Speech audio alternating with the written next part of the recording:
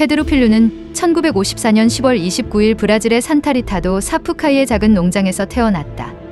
그의 아버지는 아내가 페드로를 임신하고 있을 때부터 아내에게 가정폭력을 일삼았는데 그 결과 그는 태어날 때 머리가 골절된 상태로 태어났다. 그가 태어난 후에도 아버지의 폭력은 멈추지 않았다.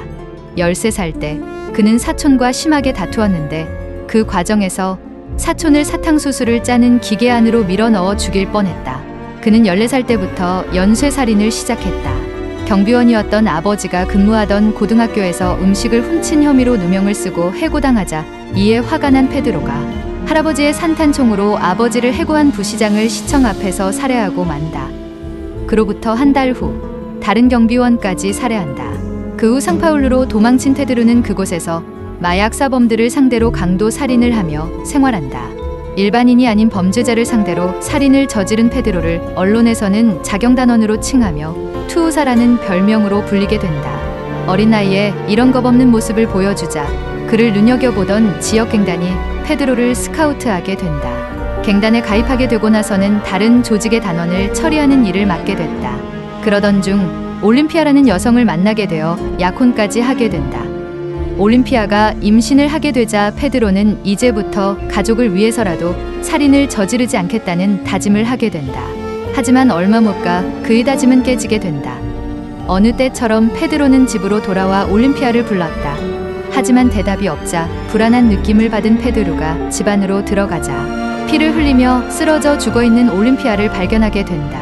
그는 올림피아를 죽인 범인이 자신의 라이벌 조직의 갱단원들이라는 것을 직감한다. 화가 난 그는 복수를 계획한다. 얼마 뒤에 있을 라이벌 조직의 두목의 결혼식을 알게 된 그는 결혼식에서 복수를 할 계획을 세운다. 결혼식 날 그는 동료 몇 명을 데리고는 결혼식에 참석하여 총으로 7명을 살해하고 16명에게 중상을 입히는 대학살을 벌인다. 그로부터 몇 달 후에는 자신과 친한 사촌 여동생을 임신시켜 놓고는 결혼하기를 거부하는 남자친구를 총으로 살해한다. 얼마 후 페드로는 뜻밖의 소식을 듣게 된다.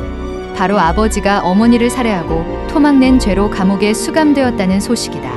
이에 페드로는 면회를 한답시고 아버지를 찾아가 칼로 22번 찔러 살해한 뒤 심장을 빼내어 씹어먹고야 만다. 살해한 뒤 감옥에서 빠져나가는 데는 성공했지만 얼마 못 가 수배가 되고 1973년 5월 24일 19세의 나이로 체포되게 된다. 하지만 그는 감옥에 가는 도중에도 살인을 멈추지 않았는데 감옥으로 이동하던 호송차 안에서 그는 강간범을 포함한 다른 2명의 범죄자와 함께 탑승해 있었지만 감옥에 도착해 승합차 문을 열었을 때는 이미 강간범은 죽어 있었다. 감옥에 오자마자 그는 바로 독방에 수감되었고 그곳에서 빵과 버터를 먹으며 버텼다. 하지만 독방을 나오자마자 그의 살인은 이어졌고 출소할 때까지 최소 47명의 범죄자를 살해했다.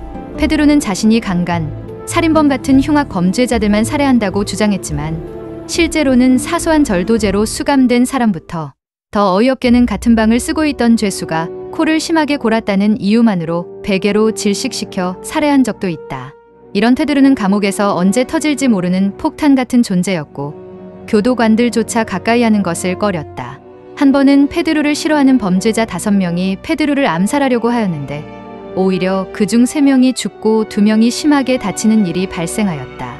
페드로는 감옥 안에서 많은 살인범과 강간범을 살해했는데 한 번은 공원 미치광이라고 불리는 프란시스코 페레이라라는 또 다른 연쇄살인범을 살해하려고 했지만 미수에 그쳤다.